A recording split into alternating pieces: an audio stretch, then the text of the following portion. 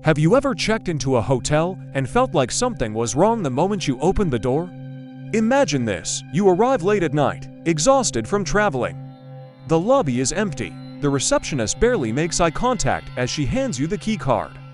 But just before you leave the counter, she leans closer and whispers in a shaky voice, "Don't go near room 409.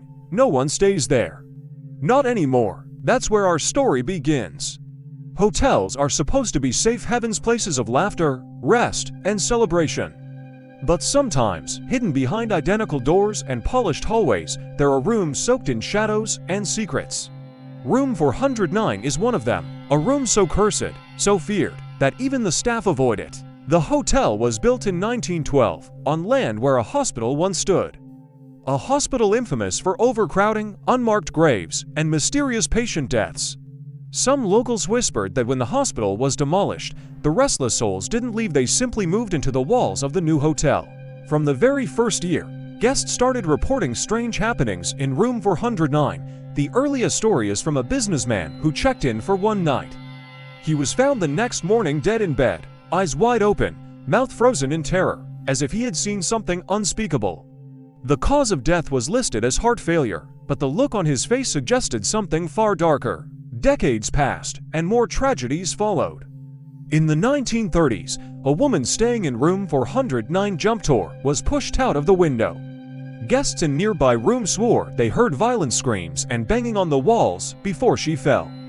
The police ruled it a suicide. The staff stayed silent. By the 1960s, room 409 had a reputation.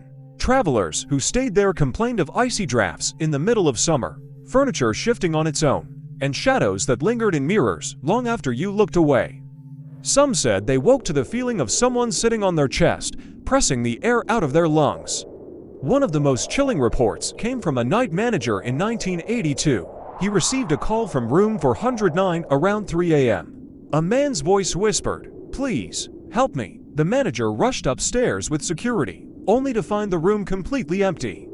The phone had been unplugged from the wall. The hotel tried everything: priests, psychics, even sealing the room shut for years, but the disturbances didn't stop. Staff still reported hearing footsteps pacing inside the locked room, the sound of furniture dragging, and once, even muffled crying.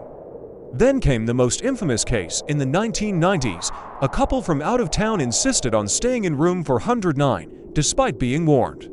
They wanted a thrill, a ghost story to tell their friends. That night, other guests on the floor complained of screams that wouldn't stop. When staff finally entered in the morning, they found the couple unconscious on the floor, clutching each other, their skin ice cold. They survived, but neither would ever speak about what they saw. They left the hotel that very day, abandoning all their luggage. Today, room 409 is officially under renovation.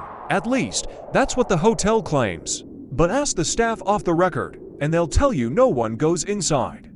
The locks have been changed, the windows boarded up, yet strange noises still echo from within.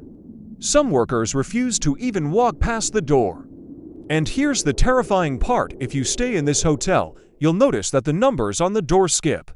The rooms go from 408 to 410. There's number 409, at least, not anymore. But if you stand in the hallway late at night, sometimes guests have sworn they see a faint glow under the door where 409 should be.